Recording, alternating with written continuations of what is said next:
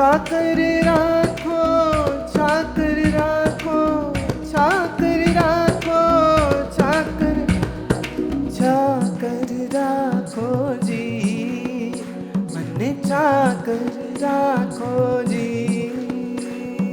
चाकर राखो जी, मन्ने चाकर राखो जी, चाकर राखो जी, मन्ने चाकर राखो जी, चाकर राखो जी, मन्ने चाकर राखो जी,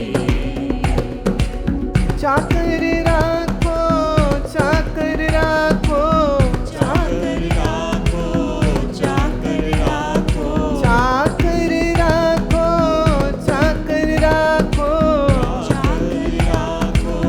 चाकर राखो, चाकर राखो जी, मन्ने चाकर राखो जी, चाकर राखो जी, मन्ने चाकर राखो जी।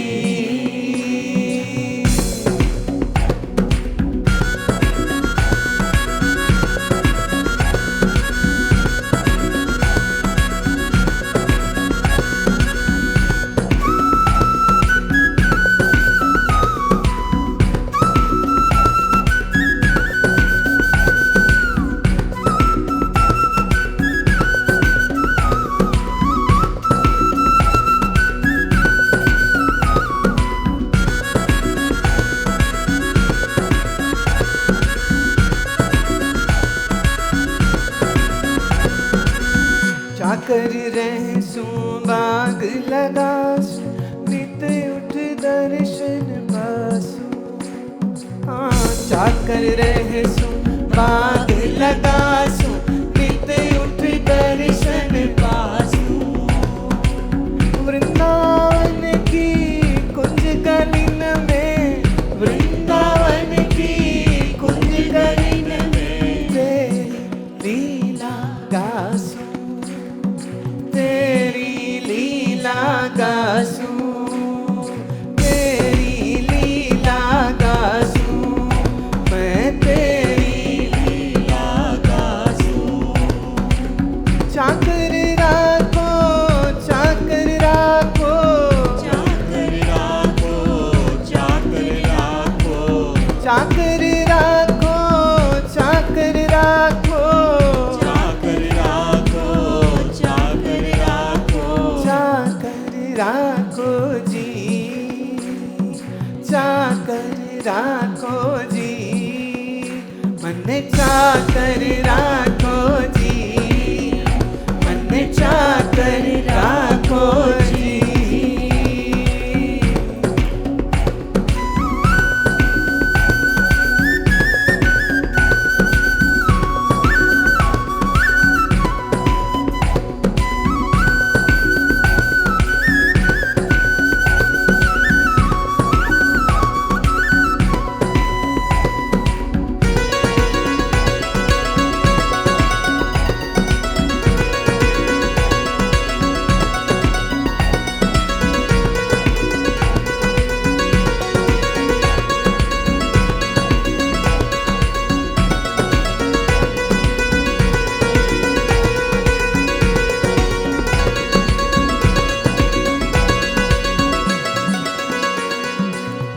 चाकरी में दर्शन पाऊं, सुमिरन पावो खर्ची।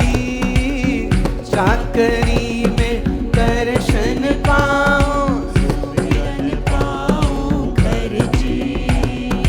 सुमिरन पावो खर्ची, सुमिरन पावो खर्ची। भाव भगति जागीरी पाऊं, भाव भगति जागीरी पाऊं। तीनों बातां सरसी, तीनों बातां सरसी। चाकर राखो, चाकर राखो, चाकर राखो, चाकर राखो, चाकर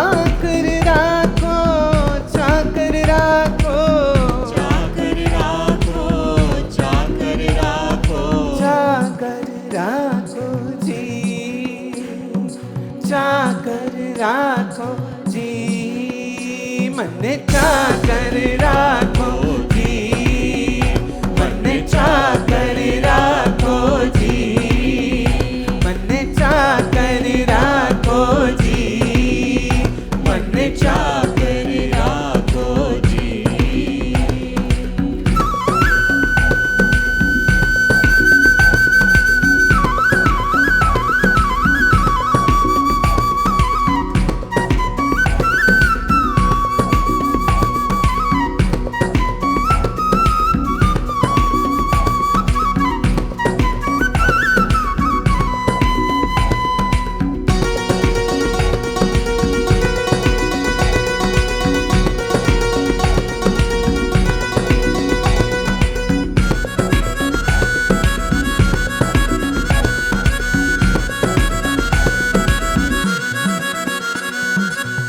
मोर मुकुट पीतांबर सोहे, गल बैजंती माला।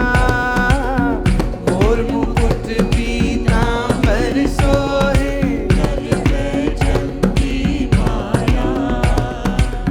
वृंदावन में धेनु चरावे, वृंदावन में धेनु चरावे, वृंदावन में धेनु चरावे, वृंदावन में धेनु चरावे।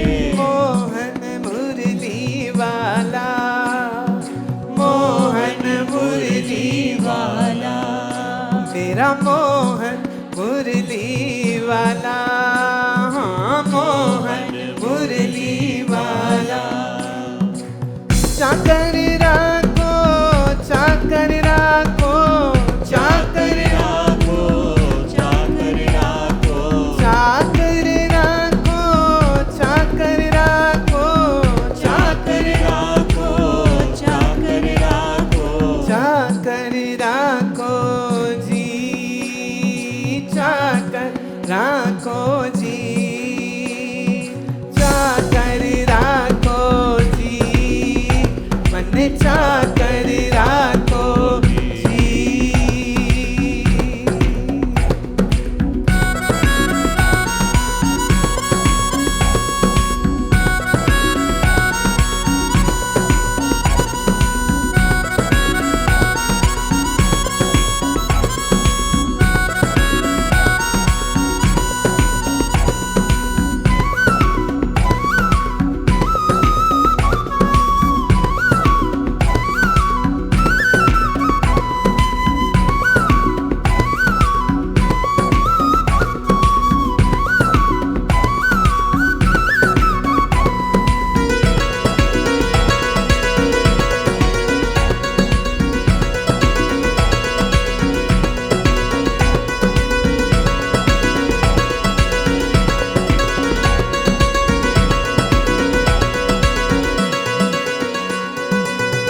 जोगी आया जोग करने को, तप करने सन्यासी।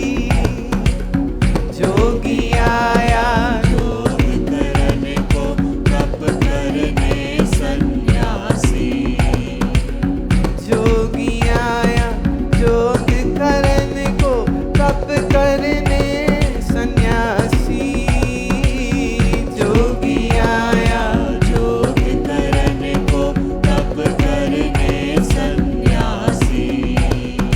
हरि भजन को साधु आया, हरि भजन को साधु आया। वृंदावन के वासी, वृंदावन के वासी, ओ जी वृंदावन के वासी, वृंदावन के वासी।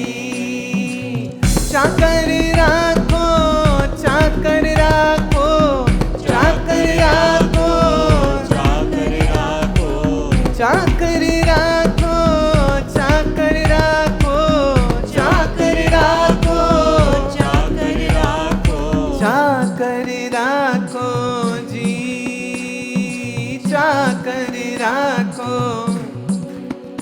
मने चाकर राखो जी, मने चाकर राखो जी, चाकर राखो, चाकर राखो, चाकर राखो, चाकर राखो, चाकर राखो, चाकर राखो, चाकर राखो, चाकर राखो, चाकर राखो जी, चाकर राखो जी, चाकर राखो जी, चाकर राखो जी।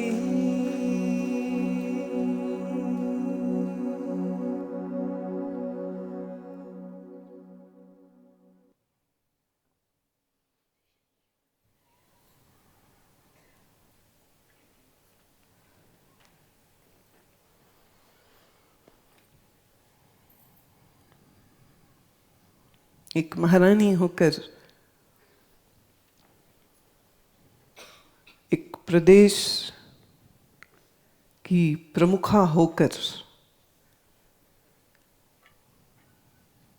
सब प्रकार के राग रंग, भोजन, वस्त्र, जेवर, धन, हाथी घोड़े ऊंटों की सवारियां, हजारों दास दासियों की सेवाएं,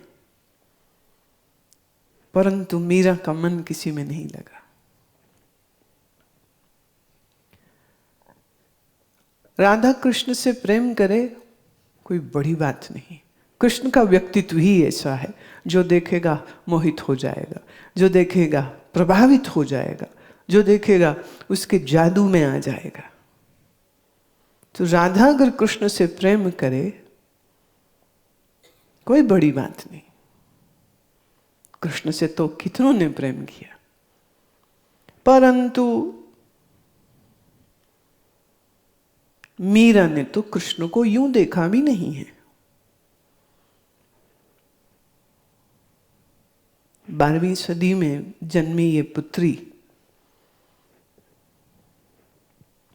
एक साधारण लड़की की ही तो तरह थी वो, पर इस छोटी सी बालिका का जीवन बदल गया जब एक बार महल में आए हुए साधु के पास कृष्ण की उस मूर्ति भर को देखा और मन में ये एहसास आया, एक खिंचाव आया, एक आकर्षण आया और जिद से, बालहट से उस मूर्ति को लेने के लिए इच्छा उत्पन्न करी। साधु ने दी नहीं, उसके इष्ट हैं, वो अपने भगवान को अपनी झोले में भर के साथ ले गए। वैष्णव संत था, सालों से कृष्ण भक्ति कर रहा था, कभी कुछ न हुआ था, लेकिन आज रात जब वो सोया तो स्वप्न में कृष्ण दिखते हैं और कहते हैं, तुमने उस कन्या को मूर्ति न देकर सबसे बड़ा पाप किया, ये मेरा स्वरूप, जा उसी को दे दे। नींद टूट गई, घबराहट के मारे उठ के बैठ गया कि मेरी सालों की तपस्या और कभी कुछ ऐसा स्वप्न नहीं, कभी कुछ ऐसा दर्शन नहीं, और इस कन्या को मूर्ति मिल सके इसके लिए मुझे स्वप्न भी हो रहा है और मेरे इष्ट श्री कृष्ण का दर्शन भी हो रहा है। कुछ तो बात है, क्या बात है इस कन्या में। सुबह ही सुबह मूर्ति लेके उपस्थित हो गया। रानी कहती, अरे आप क्यों? बोले, अब बस अपनी पुत्री को मिलवा दे, मैं एक बार उसका दर्शन कर लूं, पुनः एक बार उसके चरणों का स्पर्श कर लूं, एक बार उस देवी को मैं दीदार करना चाहता हूं जिसकी भक्ति इतनी श्रेष्ठ है कि उसके भाव को पूरा करने के लिए, जो मेरे बुलाए पर कभी ना आया, जो मैं पुकारता रहा दर्श दे तो कभी दर्श ना हुआ, और वह कृष्ण प्रकट हो गए और वो स्वयं कहते हैं जा मेरी मूर्ति उसी को दे आ। मैं उस देवी के चरण पखारना चाहता हूं। रानी सोचती है साधु थोड़े पगले तो होते ही हैं, ये कैसी पगली बातें कर रहा है। पर जब दासी ने कहा कि तुम्हारी पुत्री नन्ही मीरा रात भर सोई नहीं है और रात भर रोती रही है और पूछती रही है वो साधु मूर्ति क्यों ले गया, वो तो मेरा कृष्ण था, वो उसको क्यों ले गया। माँ ने तो सोचा था कि बहल जाएगी, कुछ देर खेल लेगी, फिर भूल जाएगी। पर दासी से जब यह खबर मिली कि रात भर जगी रही है, रोती रही है, न भोजन किया न जल पिया, तब कुछ बात खनकी माँ के मन में भी कि ऐसे कैसे। बच्चे हट करते हैं, जिद करते हैं, पर ऐसे तो नहीं करते कि सोए नहीं, खाए नहीं। खैर वो भीतर जाती है और नन्ही मीरा के सर को सहला के बोली चल आ, साधु बाबा जी आ गए हैं। मीरा आओ देखो न ताओ भागी चली गई बैठक खाने में, जहां आगंतुक मेहमानों को बैठाया जाता था। और साधु ने जो देखा, वो नन्ही पायलों की रुनझुन करती हुई भागती हुई मीरा जब आई समीप, तो साधु भूल गया कि वो कन्या है। वो भी यह भी भूल गया कि मर्यादा भी कुछ होती है। राजपूतों के महल में है, किसी साधारण आदमी के घर में नहीं। वो तो दंडवत प्रणाम लगा करने और मीरा के चरणों को स्पर्श करके अश्रुधारा बहा करके अनुग्रहित महसूस करता है। झोले से श्री कृष्ण का स्वरूप निकाला और कहते हैं ले देवी, ये तो शायद तेरे ही थे, मेरे कभी थे ही नहीं, तू ले ले। मीरा साधु को धन्यवाद भी नहीं देती, क्योंकि उसकी नजर तो एक ही जगह अटकी है। झट से कृष्ण पकड़े, सीने से लगाए, चूमते चाटते हुए, बिना कुछ कहे भागते हुए अपने कमरे में चले गई। क्योंकि अब अपने सखा, अपने मित्र के साथ वो बैठेगी, वो बात करेगी। कृष्ण मीरा के लिए मूर्ति नहीं, सिर्फ जड़ मूर्ति नहीं, सिर्फ एक चित्र नहीं, उसके लिए वो सजीव है। उसके भाव ने कृष्ण को उस मूर्त में जिंदा कर दिया था। यूं कृष्ण देखे नहीं मीरा ने। इसलिए मैं कहती हूं राधा का प्रेम स्वाभाविक है, बहुत संभव है, परंतु मीरा का प्रेम तो असंभव है। जिसे देखा नहीं उससे ऐसा प्रेम, जिसे कभी स्पर्श नहीं किया उसको अपना प्रियतम मानती है, जिसका कभी हाथ नहीं पकड़ा अपना समूचा जीवन वो उसको दे देती है, जिसकी कभी आवाज नहीं सुनी और फिर भी जब भी वो ध्यान मगन होके बैठती तो कृष्ण की बांसुरी उसके कानों में गूंज जाती थी। कि कई बार वो अपनी सखी और दासी ललिता को कहती थी कुछ कर ललिता, ये बांसुरी मेरे कान में बजती है, मैं तो सो भी नहीं सकती हूं, ये क्यों बजाता रहता है मेरे भीतर। पहले तो लगता था कोई बाहर से गडरिया निकल रहा है, कोई मुरली वाला निकल रहा है जो बजा रहा है। तो बाग के खिड़कियों से नीचे झांकती, गली में, गलियारों में, पर वहां तो कभी कोई होता ही नहीं था। फिर समझ आई कि ये बाहर से नहीं, ये तो अपने भीतर से आवाजें आ रही हैं। दुनिया के लिए कृष्ण मूर्ति है जो मंदिर में होती है, मीरा के लिए कृष्ण उसके अपने ही हृदय मंदिर में विराजते हैं। Mira's Krishna is not outside of her, locked up in a temple room. For Mira, Krishna is living in her heart, day in and day out. जैसे आप त्राटक करें तो तुमने देखा तुमसे त्राटक करनी मुश्किल हो गई,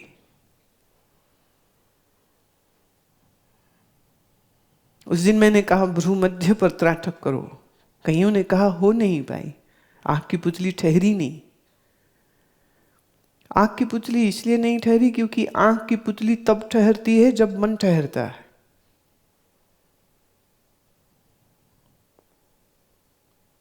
It's a very deep connection of brain and mind. If your prefrontal brain, from where we do the active thinking, decision making, if that is active, your eye pupil will be active.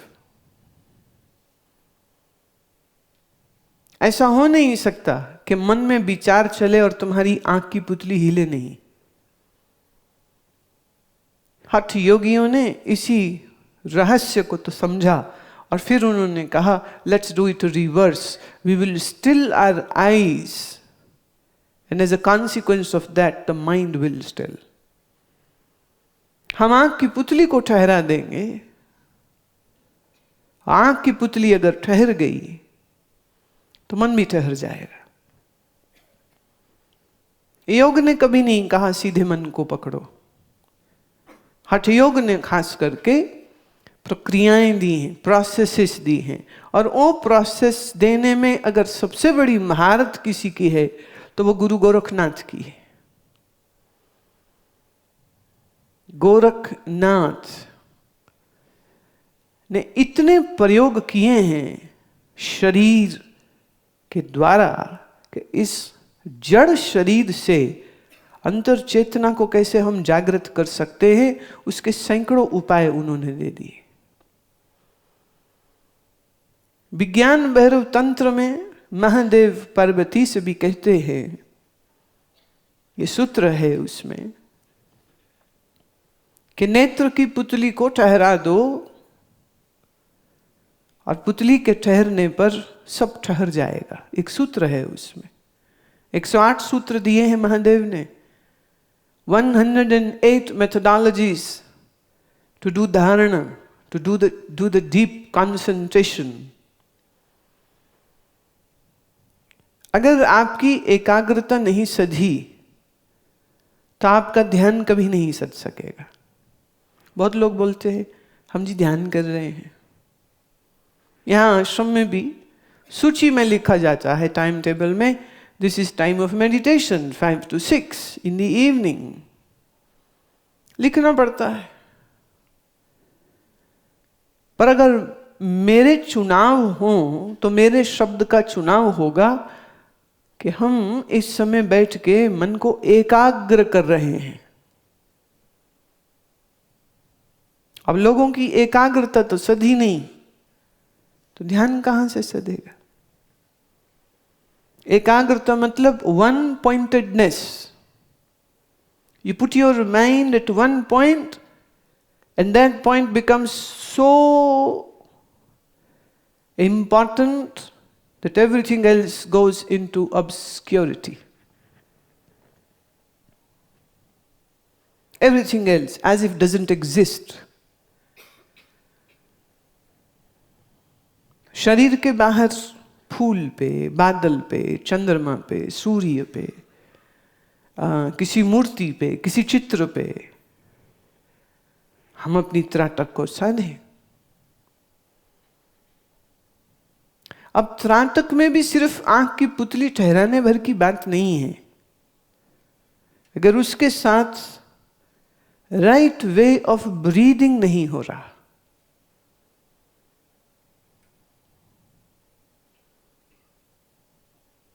अगर हमारी श्वास असंयमित है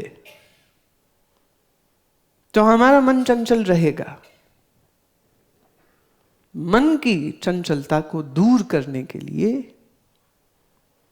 हमारी श्वसन क्रिया को संयमित करना आवश्यक है। It's like 1 step, 2 step, 3 step, 4 step।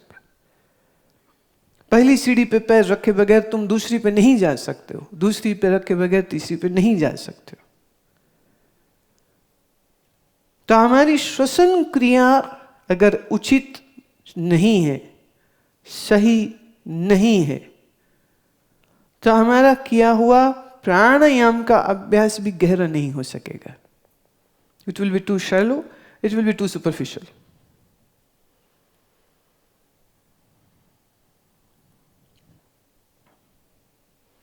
श्वास गहरी और श्वास सधी हुई, और इस गहरी श्वसन क्रिया के साथ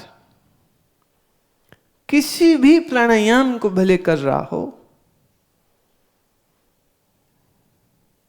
तो धीरे धीरे with the higher levels of oxygen going inside, the brain wakes up. और उतना ही तुम्हारा शरीर स्थिरता की ओर चला जाएगा. देखो, जहां भी मन टिक जाता है वहां समय का ध्यान नहीं रहेगा, और अगर समय का ध्यान है तो माने अभी मन उस चीज में टिका नहीं था. तुम सिनेमा देख रहे हो, मजा आ रहा है, कब 3 घंटे लग गए पता भी नहीं चलेगा. और तुम सिनेमा देखने जाओ और सिनेमा पसंद नहीं आ रहा, फिल्म पसंद नहीं आ रही, तो यही पूछते रहोगे ये खत्म कब होगी. और मन लग जाए तो अब सहेली के साथ, रिश्तेदार के साथ रात भर बैठ के बातें करते, कब रात बीत गई कहते पता ही नहीं चला.